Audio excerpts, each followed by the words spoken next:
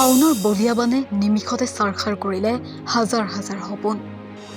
জীৱনজোৰা সকলো সম্বল উঠুৱাই নিলে নিষ্ঠুৰ বানে।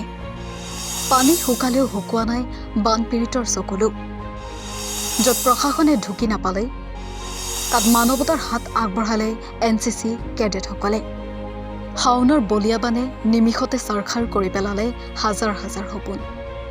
জীৱনজোৰা কষ্টৰে অৰ্জা পুঁজি গঞা পৰিয়ালৰ গোহালিৰ গৰু, ছাগলী, কুকুৰা, পুখুৰীৰ মাছ, পথাৰৰ সোণগুটি ধান, মৰমেৰে কিনা গাড়ী, বাইক একে মুহূৰ্ততে সকলো যেন পানীৰ সোঁতত বিলীন হৈ গ'ল।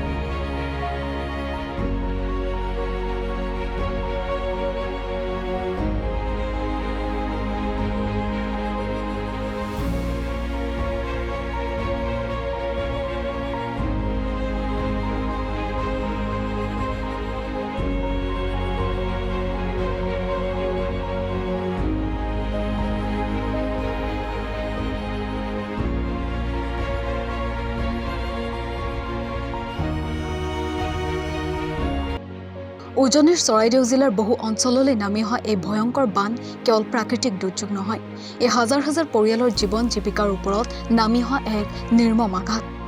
চকুৰ পলকতে নদীৰ উফন্দি অহা ঢৌৱে উটুৱাই লৈ গ'ল মানুহৰ জীৱনজোৰা সকলো সম্বল। ঠায়ে ঠায়ে মাথো মানুহে মৰমেৰে সজা ঘৰখনৰ কেৱল ছালখনহে পানীৰ ওপৰত ভাহি থকা দেখা গ'ল। আন কাৰোবাৰ আকৌ ঘৰখনৰ চিন মোকামেই নাই। কিমান অনিষ্ট হৈছে? ধান ইয়াত মোৰ ধানখিনি আছিলে তাৰপিছত তাৰপৰা ধানখিনি মানে ইয়ালৈ আনিলোঁ, আনিলে তাত যিখিনি ধান থাকিলে গোটেইখিনি ধানখিনি চোতাল পৰি আছে, উঠাব নোৱাৰে, সেইখিনি উঠিয়ে গ'ল মানে। সেইখিনি এতিয়া পৰি আছে মাত্ৰ আমাৰ ওচৰৰ ল'ৰা এটা আহিছিলে 5 বস্তা ধান, বাকী 15 বস্তামান ধান তাত পৰি আছে। সেইখিনি বোকা উঠি একেবাৰে সেইখিনি কি হ'ল মানে সেইখিনি খাবও নোৱাৰি, একো কৰিব নোৱাৰি। সেইখিনি একো কৰিব চোতাল পৰি আছে, এতিয়া পৰি আছে। গৰু ছাগলী আছিলে নে? গৰু আছিলে 4টা, তাৰে 2টা নাই। গাই এজনী আছে। ছাগলী আছিলে আপোনাৰ 16টা নে 17টা আছিলে, এতিয়া 11টা আছে। বাকী ছাগলী কি হ'ল মানে পাত্তাই নাপাব। কুকুৰা আছিলে 40টামান, মাত্ৰ 7টা আছে। কিমান আছিলে ধান এনেকৈ 50 কেজি বস্তা, এনেকুৱা বস্তা আপোনাৰ 16টা নে 17টা আছিলে। তাৰপিছত আমি 5টা মাত্ৰ উঠাব পাৰিলোঁ, বাকী নোৱাৰিলোঁ আৰু মানে চান্সে নাপালোঁ। আমি অনুৰোধ জনাম যে এনেকৈ যিখিনি আমাৰ নিচিনাকৈ মানুহৰ মানে ক্ষতি হৈছে বানপানীত, ধানেই হওক, চাউলেই হওক, গৰু পশুধনেই হওক অথবা খেতিপথাৰেই হওক, তেখেতসকলক যাতে উচিত হিচাপে তাৰমানে যিটো আগত আমি এতিয়া ক'বলৈ গ'লে আমি আগতে দুবাৰকৈ বতাহত ঘৰ ভাঙি গ'ল আমাৰ এইবিলাক এৰিয়াত, নাপাবলগীয়া মানুহে পালে, পাবলগীয়া মানুহে নাপালে। গতিকে তেনেকৈ যাতে নহয়, যাতে উচিত মানে ছাৰ্ভেটো কৰি পানি পাবলগীয়াখিনিক যিমতে পাব লাগে সেইমতে যাতে প্ৰশাসনে আমাক সকলোকে যাতে মানে বস্তুবিলাক বিতৰণ কৰে বা আৰ্থিক সাহাৰ্যবিলাক যাতে কোনো ভুল ক্ৰুটি নোহোৱাকৈ যাতে প্ৰশাসনে কামখিনি কৰে। এবাৰ আমি এইটোকে অনুৰোধ জনাইছোঁ। বহু পৰিয়ালে নিজৰ ঘৰ দুৱাৰ, সম্পত্তি আৰু স্মৃতি সকলো এৰি বুকুৰ জিউটোক লৈ কেৱল প্ৰাণ বচোৱাৰ বাবে পানীৰ মাজেৰে পলাবলগীয়া হ'ল।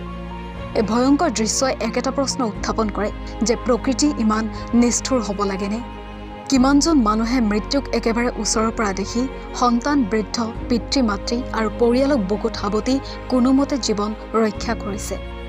কিন্তু বানৰ পানী নামি যোৱাৰ লগে লগে যেন শেষ হোৱা নাই তেওঁলোকৰ সংগ্ৰাম, বৰঞ্চ আৰম্ভ হৈছে আন এক কঠিন যুঁজ।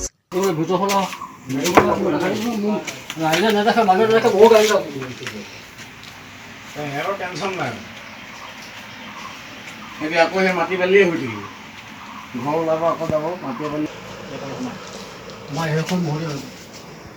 পানী কাপোৰখন চাই কোনো নালাগে, সেইখন পানী কাপোৰ আছে কাৰণে এখন ঢাকিয়ে থৈছোঁ।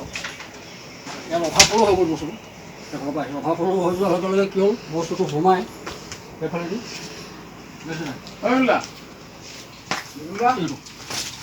সহায় মহৰীয়া হৈ গ'ল।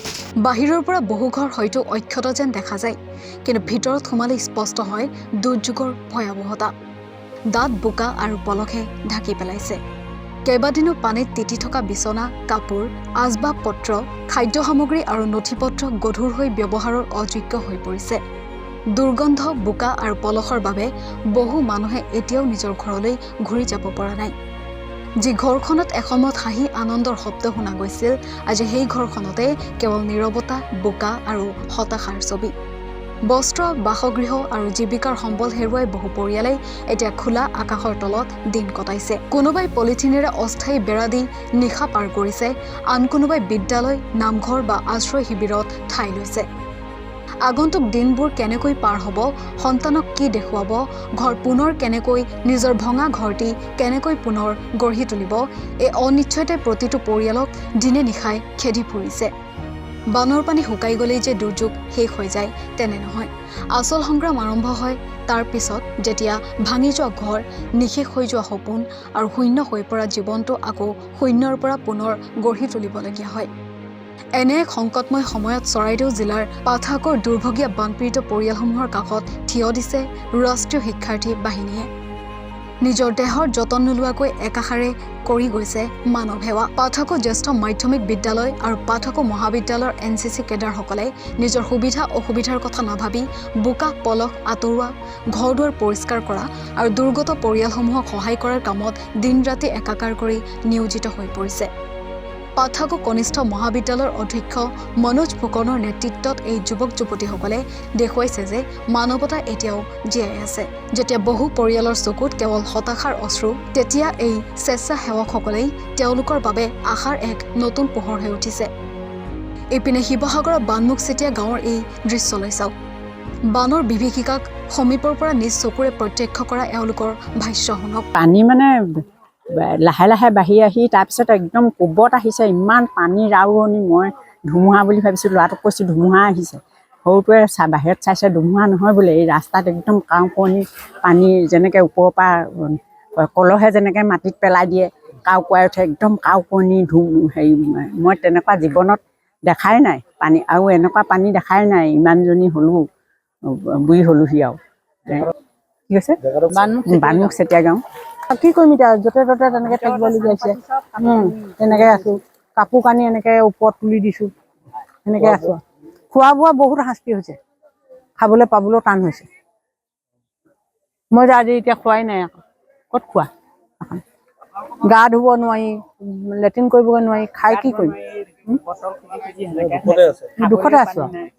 শিৱসাগৰ জিলাত পানী নধৰা হৈ গৈছে, কিন্তু এইটো চাবৰ কাৰণে আমাৰ শিৱসাগৰলৈ বিশেষ প্ৰধানমন্ত্ৰীৰ পৰা, গৃহমন্ত্ৰীৰ পৰা মুখ্যমন্ত্ৰীলৈ কিন্তু খবৰ ল'ব লাগিছিলে। কিন্তু ইয়াত এতিয়া আমাৰ গাঁৱৰ শিৱসাগৰ বিধায়কে কিন্তু বহুত খবৰ লৈ আছে আমি দেখাত। কিন্তু অন্য যিবোৰ NGO বা আদি কৰি বা বহুত সকলো ৰাইজে আহি পিনি আমাক বহুত সহায় কৰিছে। নাৱনীয়ে হ'লেও আমাক খাদ্য বস্তু সামগ্ৰী যোগান ধৰিছে। বিধায়ক আজিলৈকে আমি দেখা পোৱা নাই। মানে কোনো নাই। বিজেপি আহিছে, জেগা এৰিয়াটো ডাঙৰ, জেগাই গৈছে, নাই যোৱা বুলি মই নাই দেখা বুলি আমাৰ ডোখৰ জেগাত অহা নাই বৰ্তমান এতিয়ালৈকে, কিন্তু আহিছে, নাই নহাকৈ থকা নাই মই জনাত। আমি আহিছোঁ আচলতে আমাৰ বৰলুইতৰ ইপাৰ সিপাৰ বুলি এটা ফেচবুক গ্ৰুপ আছে, অসমৰ এটি জনপ্ৰিয় গ্ৰুপ, আৰু সেই জনপ্ৰিয় গ্ৰুপটোৰ থ্ৰুৱেদি আমি আচলতে আহিছোঁ আজি বান সাহায্য প্ৰদানৰ কাৰণে। ইয়াত আমাৰ অসমৰ বিভিন্ন ঠাইৰ মানুহ জুৰি আছে, আৰু তাৰ ভিতৰত এতিয়া বৰ্তমান আমি আহিছোঁ নগাঁও, যোৰহাট, তাৰপিছতে বিশ্বনাথ চাৰিআলি, মৰিগাঁও, আৰু ময়ো নগাঁৱৰে। আৰু ইয়াতে আমাৰ ইয়াৰ স্থানীয় যুৱক অনুজ কুমাৰ দত্ত, তেখেতে ইয়াৰে কি বুলি ক'লে জানো, তেখেত পাটৰ বুলি তেখেত এজন যুৱকৰ দ্বাৰা সহায়ত তেখেত আমাক সহায় কৰি কৰিছে। পাপু দত্ত বুলি এগৰাকী বাইদেউ ইয়াতে আছে, তেখেতো বানাক্ৰান্তই হয়। তেখেতে আমাক ইয়াৰ ফোন নাম্বাৰটো যোগাৰ কৰি দিছিলে, আৰু সেই ফোন নাম্বাৰ আধাৰতে আমি আহি পেলাই ইয়াতে পাইছোঁহি, আৰু বানাক্ৰান্তসকলৰ লগত অকণমান দুখৰ সমভাগী হ'বলৈ যত্ন কৰিছোঁ। আৰু তেওঁলোকৰ কাৰণে আমি যিখিনি সাহায্য আনিছোঁ, লগতে কাপোৰ কানি আনিছোঁ, সেইখিনি তেওঁলোকক বিতৰণ কৰিবলৈ চেষ্টা কৰিছোঁ। আৰু দেখিছে আপোনালোকে নিজে গোটেইখিনি, আৰু আপোনালোককনো কি ক'ম, গোটেই পানীয়ে মানুহৰ ঘৰৰ ভিতৰলৈকে গোটেই নধৰা কৰি থৈছে। চোতালৰ কোনো চিনচাপ নাই, বাটৰ কোনো চিনচাপ নাইকিয়া, তেনেকুৱা হৈ আছে। আৰু গতিকে আমি নাৱেৰে যাব লগা হৈছে, নাৱেৰে গৈ নাৱেৰে দি আমি তেওঁলোকক বিতৰণ কৰিছোঁ, আৰু কেইখনমান নাও মাতি পঠিয়াইছোঁ। সেই নাৱত এতিয়া বৰ্তমান আমি বস্তুখিনি দি পঠিয়াইছোঁ, আৰু গাড়ীৰো অকণমান প্ৰব্লেম হৈ গ'ল, আমি তালৈ যাব নোৱাৰিলোঁ।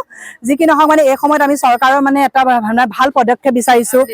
কেন্দ্ৰীয় মন্ত্ৰী মুখ্যমন্ত্ৰী আৰু গৃহমন্ত্ৰী আমাৰ অসমলৈ আহি তেওঁলোকে পানীখিনি থাকোঁতে নিজে চাক্ষুষভাৱে তেওঁলোকে চাই যোৱাটো বিচাৰিছোঁ, প্ৰত্যক্ষভাৱে চাই যাওক। শুকাই যোৱাৰ পিছত ইয়াত কি চাবহি বাৰু, কি চাবহি আহি পেলাই? গতিকে তেওঁলোকে আহক। এনেতো নিৰ্বাচনৰ আগততো তেওঁলোকে কিমান বাৰ আহে, বাৰম্বাৰ আহে নিৰ্বাচনৰ আগত, কিন্তু বৰ্তমান তেওঁলোকে আহক, আহি পেলাই আমাৰ বানপানী যিখিনি গ্ৰস্ত এলেকা সেই এলেকাখিনি নিজে দেখি যাওক।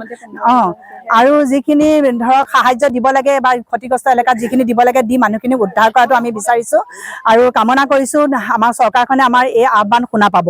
আৰুনো কি ক'ম আৰু সকলো যিসকলে আছে পুঁজিপতি আছে, বহুত ধনী মানুহ আছে, তেওঁলোকৰ কাষত থিয় হওক আহি পেলাই। কিন্তু কাৰণ যিখিনি দিছেতো কিন্তু আমি সাধাৰণ মানুহৰ নিচিনা আমাৰ নিচিনা মানুহবিলাকে 100, 200, 2000, 1000 এনেকুৱা দিছোঁ। হাজাৰ হাজাৰ লাখ লাখ দিব পৰা মানুহখিনিয়ে দিছে বুলি শুনাই নাইকিয়া।